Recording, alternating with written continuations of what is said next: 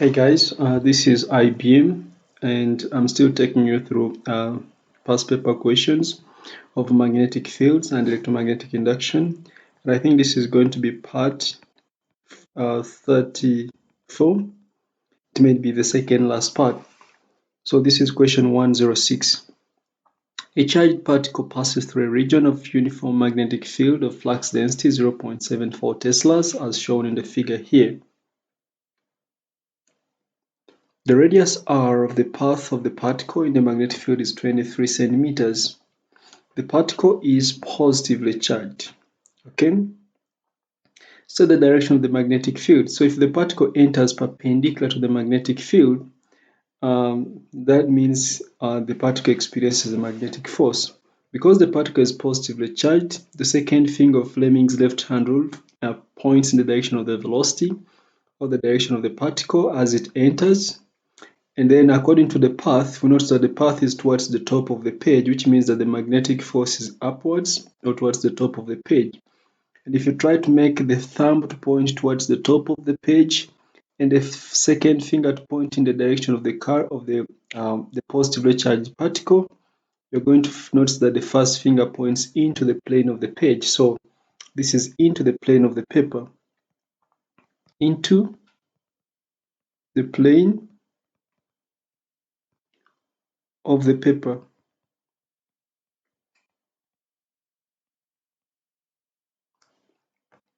Show that the specific charge of the particle, that is Q over m of its charge to its mass, is given by Q over m equals to V over RB. Of course, we have said that the magnetic force provides the centripetal force because the particle is entering a magnetic field, and we are seeing that it's moving at a circular path of radius 23. So we say that the magnetic force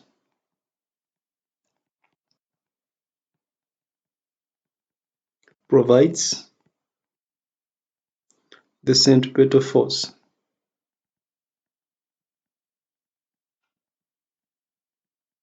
Which therefore implies that BQV is going to be equal to mv squared over r, or we have that BQR equals to m times v, which when you rearrange you have that Q over m equals to m equals to v divided by RB as required. So the magnetic force provides the centripetal force. The speed v of the particle is 8.2 times 10 to the power of 6 meters per second. Calculate the specific charge of the particle. Of course, the specific charge is the ratio of the charge to mass ratio. So we've seen that Q to m equals to v over RB. And by simple substitution, the speed is 8.2 times 10 to the power of 6. The radius was 23 centimeters. So this is going to be 0.23. Then B, the magnetic flux or the magnetic field is 0.74 teslas. So this is going to be times 0.74. So we have 8.2 exponent 6 divided by 0.23 times 0.74. So this is giving us 4.82 times 10 to the power of 7.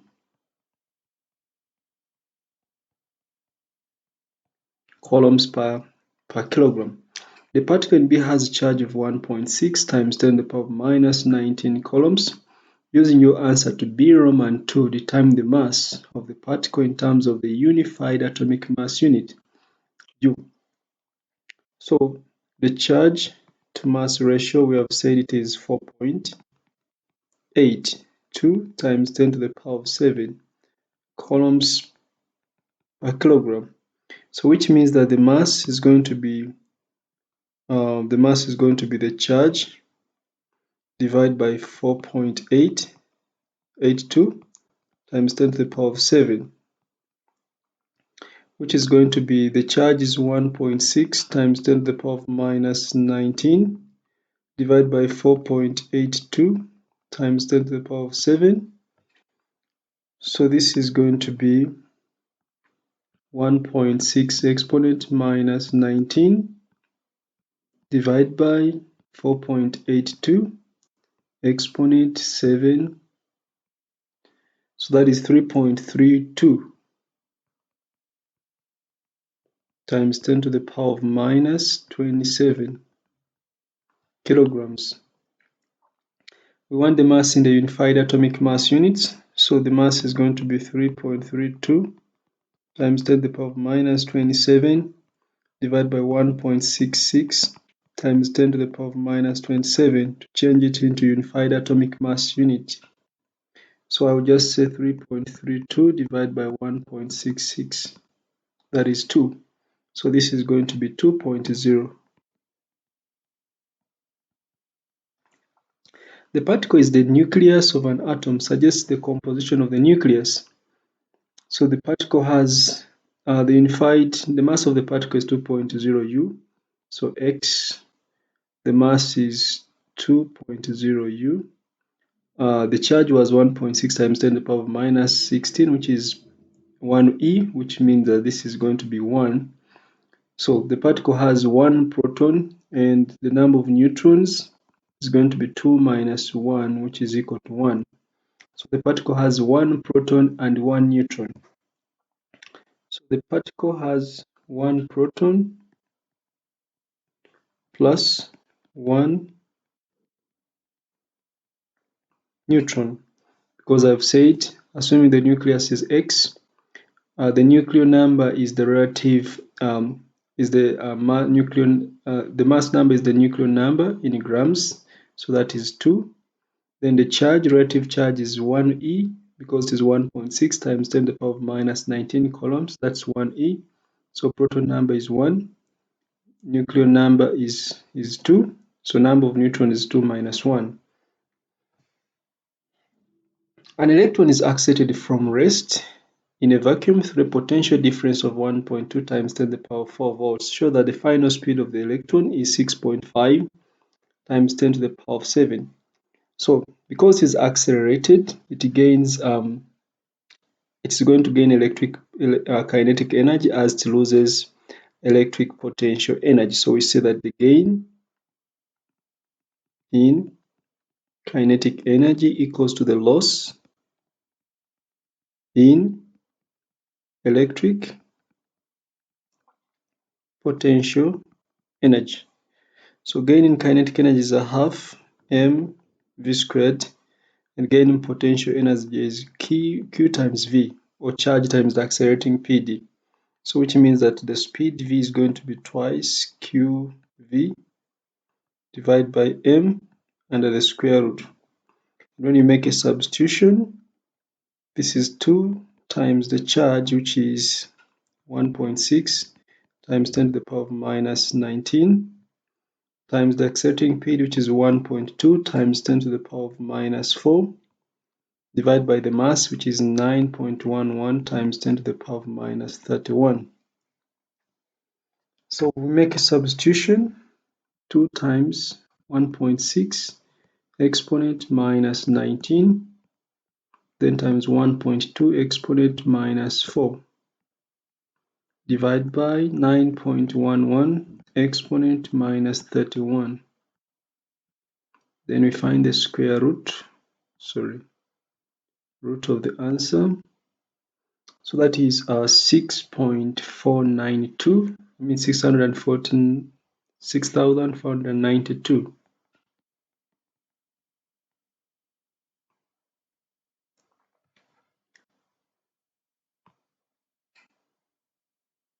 Did I change this to minus? It is plus, sorry.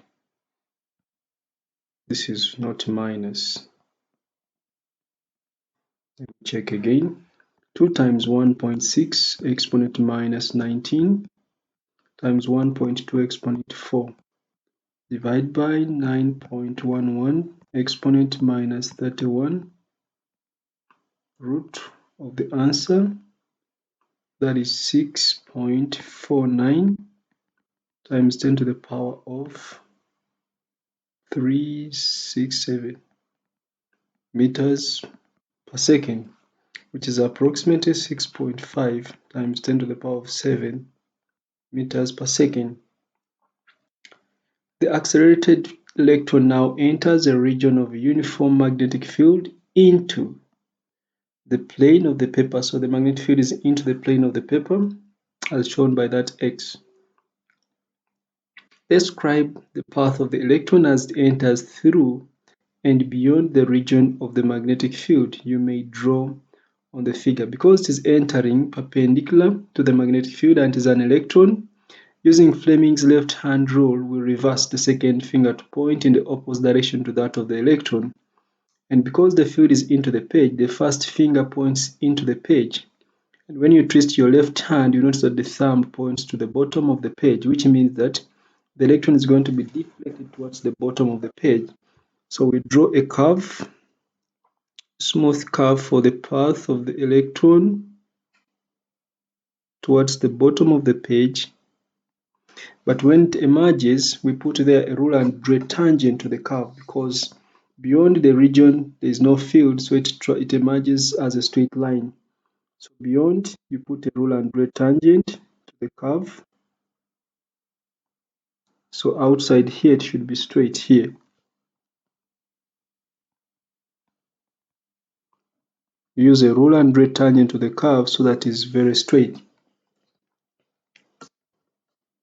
So we can now put that in writing. So describe the path of the electron as it passes through and beyond the region of the magnetic field.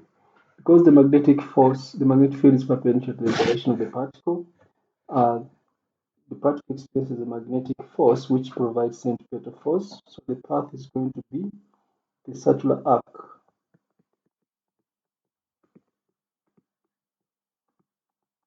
It's a circular arc that is in a downward direction or towards the bottom of the page.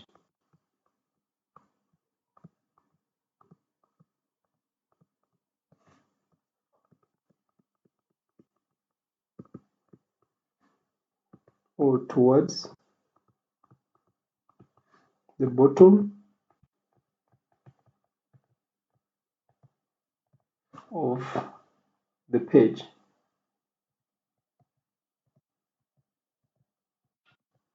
Then path beyond the field. Of course, beyond the field it is a straight line because there is no field, so that one is going to be a straight line.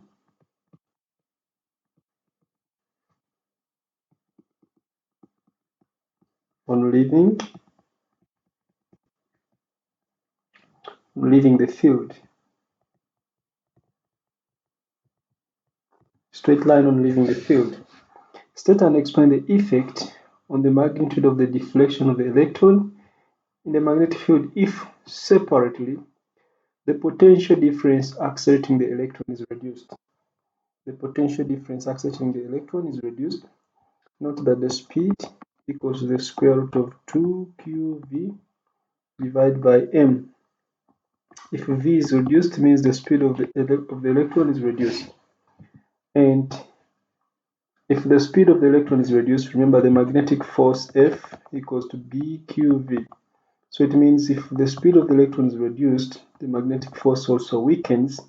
If the magnetic force is smaller, it means the path of the electron, or if the magnetic force is smaller, it means the deflection is going to be smaller, which means that the path will actually, the deviation is going to be smaller, so the radius of the circular arc is going to be actually, because the speed is decreased and the speed is directly proportional to the radius of the path. So if the speed is decreased, if v is small, it means the radius of the circular arc, or the radius of the circular arc in the field is also going to be small, which implies that larger deflection from the original path. So the deflection is going to be actually larger. Okay, so we have said that the magnetic force is constant and is always perpendicular to the direction of the magnetic field, or I mean to the direction of the motion of the electron. So the force provides centripetal force, which causes the particle to move in a circular arc. But then we said that beyond the plates there is no field, so it just continues in a straight line.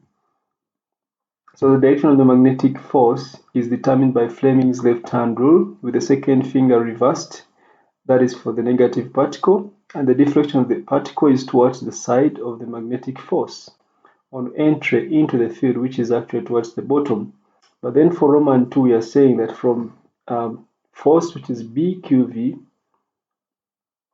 force equals to BQV, and force also equals to mv squared over r, because the magnetic force provides centripetal force. It also means that v is directly proportional to the radius. So decreasing v, the potential difference decreases the speed.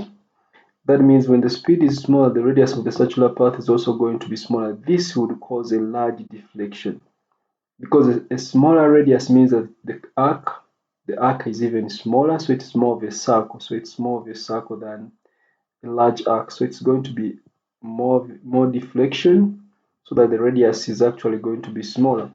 Therefore, they said state and explain the effect on the magnitude of the deflection. We are saying the speed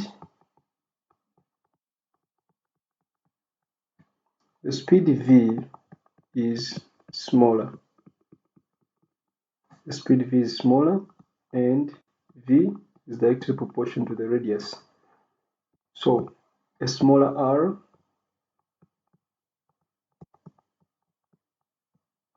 a smaller radius means that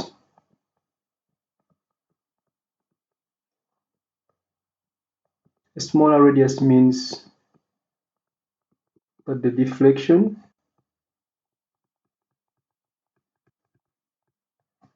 is larger. A larger deflection from the original path means that the particle is moving in an almost, or in more of a complete circle than just an arc. So a smaller radius means that the deflection is larger. Then the magnetic field strength is increased. The magnetic field strength is increased. So we notice that, or we know that from this equation, from BQV equals to mv squared over r, and they have said that B is increased. If V is constant, Q is constant, M is constant, we notice that B is inversely proportional to R.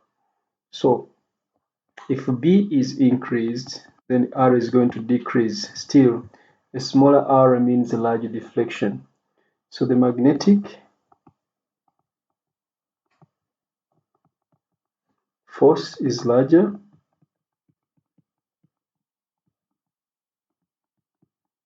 The magnetic force is larger, and a larger magnetic force means a smaller radius, so the deflection is larger. So the deflection is larger. Because we have a greater force, then the deflection is automatically larger. Okay. The flat coil consists of any turns of wire and has area A. The coil is placed so that its plane is at an angle theta to the magnetic field of flux density B as shown. Okay, we can try to resolve theta perpendicular to the flat coil. I'm going to try and draw a line which makes 90 degrees with the coil. So the field which is perpendicular to the coil in that direction is going to be, if this is B, this is going to be B sine of theta if this is perpendicular to that coil. Using the symbols A, B, N, and theta, and making reference to the magnetic flux in the coil, derive an expression for the magnetic flux linkage through the coil. So we know that flux linkage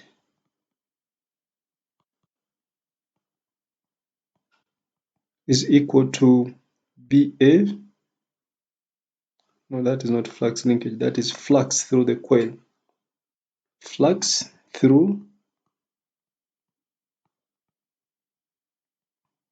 the coil is equal to B times A sine.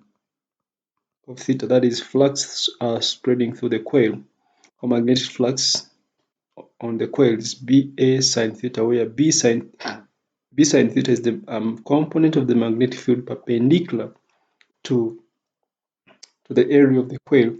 Then flux linkage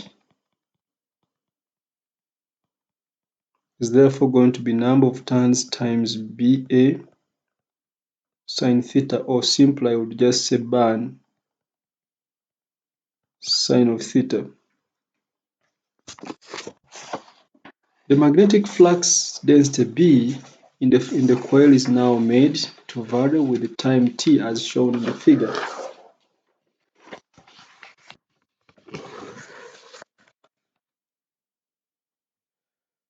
Okay. On the figure, sketch the variation with time t of the e.m.f. E induced in the coil. Of course, we know that the e.m.f. induced in the coil is directly proportional to the rate of change of magnetic flux linkage, which is directly proportional to the gradient of the graph of magnetic flux density against time. Where B is constant, magnetic flux density is constant, means the magnetic flux linkage is constant, the rate of change is 0. Where B is changing, the rate of, and this is a straight line, which means a constant gradient which is not 0. That means there's an induced EMF here. When you compare with this, the gradients have opposite signs. So if the EMF here is positive, the EMF here could be negative. But when we compare the gradients, you notice that the gradient for this on the vertical axis, this gradient is approximately, because the time is the same, this is this height here divided by t, and this height is almost twice twice of the first one divided by the same time. So gradient this side is almost twice. If I say this is gradient 1, gradient 2 is almost twice gradient 1, which means the EMF this side is going to be twice the EMF on the left hand side. So I'll increase the thickness.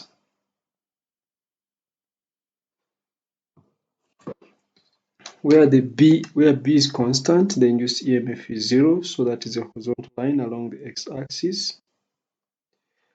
Where EMF is changing, where B is changing, there's an induced EMF, but because these are straight lines, the induced EMF is going to be constant, but not 0. So if I say the EMF here is represented by this magnitude, remember the gradient of the second section is almost twice the gradient of the first section. So I'm going, and they are opposite signs. Gradient on the left is positive, gradient on the right is negative. So this side I'm going to take the EMF is approximated twice, but it is opposite sign, so this is going to be below the x-axis. So the graph will take that shape. The graph takes that shape.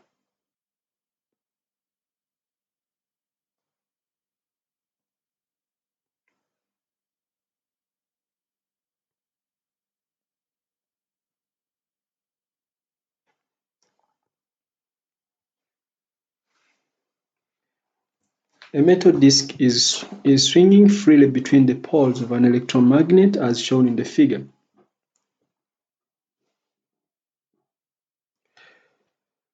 When the electromagnet is switched on, the disc comes to rest after a few oscillations. When the electromagnet is switched on, the disc comes to rest after a few oscillations. What a repetition. State Faraday's law.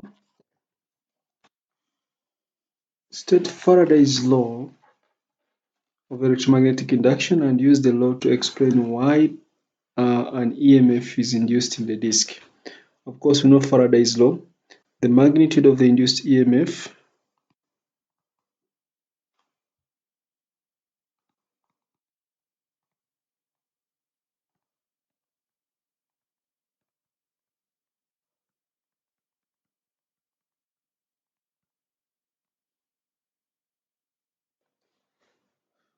the magnitude of the induced EMF is directly proportional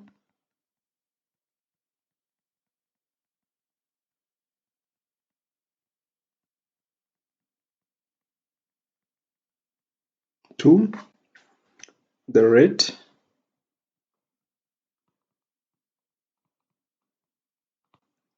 of change of magnetic flux linkage.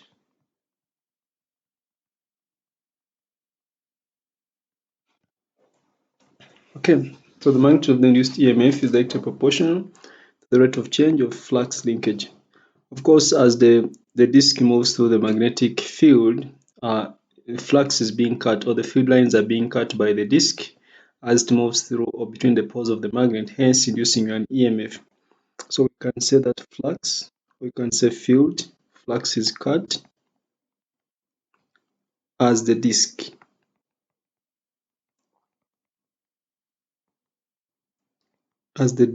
moves between the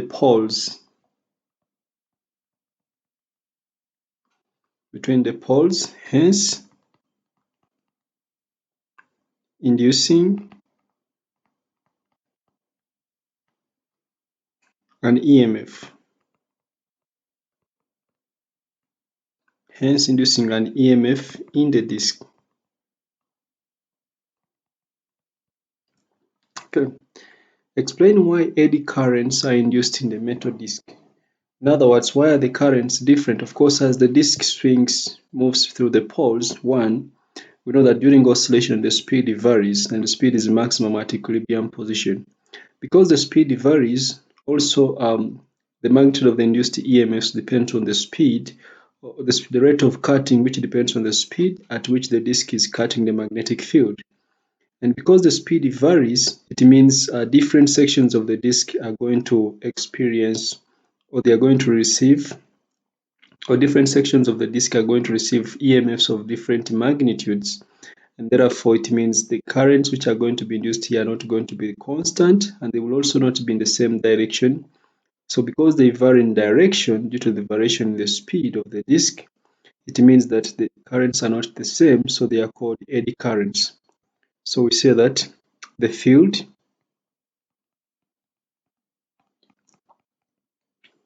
in the disk is not uniform.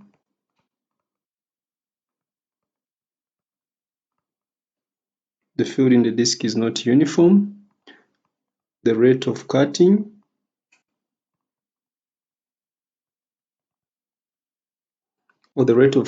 is not the same. Or you can say the speed of the disk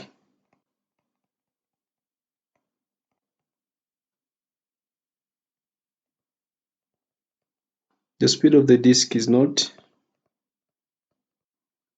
the same over the whole disk. So as the disk moves in the magnetic field, the speed is not the same all over the whole of the disk. So because the speed is not the same, some sections, of course, nearer to the center of oscillation may be rotating slower than parts which are far away. So this part here may be at a different speed compared to the part at the bottom. So the speed is not the same, so the rate of cutting is not the same. So different EMFs are induced.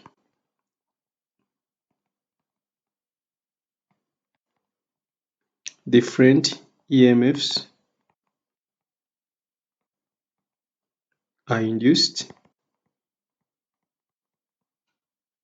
in different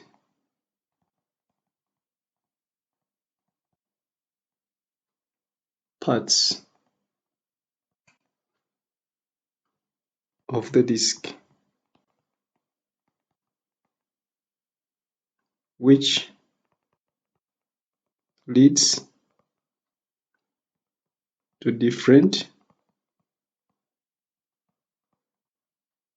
currents,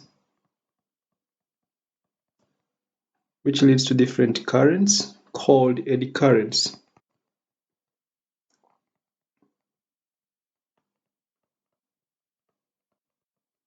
So this is going to lead to different currents, which we call eddy currents. Use energy principles to explain why the disk comes to rest. Of course, these currents are going to dissipate energy in the disk, and remember, this energy is only derived from the oscillations of the disk. Therefore, the amplitude of oscillation is going to decrease because it depends on this energy. So the eddy currents,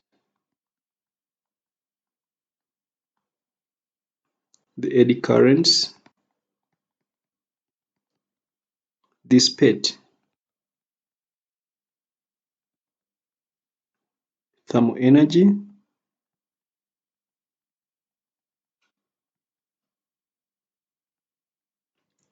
in the disk.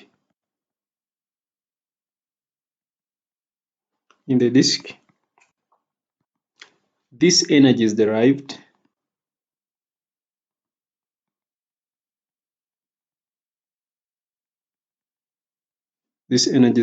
from the oscillations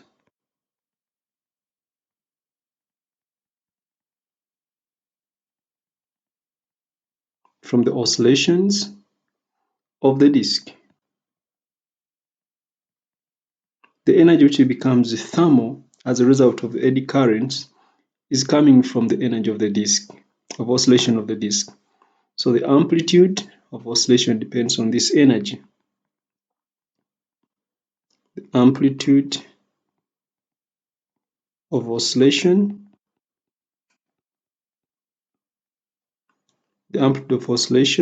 depends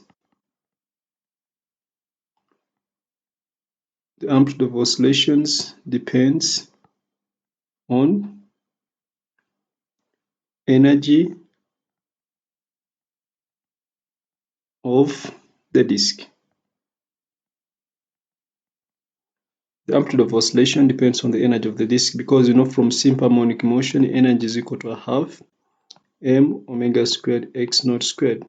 So the amplitude depends on the energy of the oscillation of the disk. Thus, the amplitude decreases.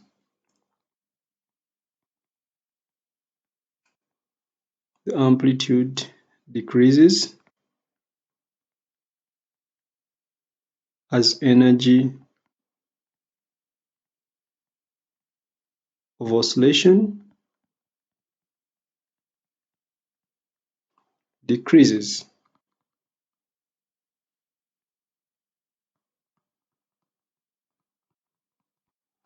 Okay, so I think that should be part 34. See you in the last part, which should be part 35. Bye bye.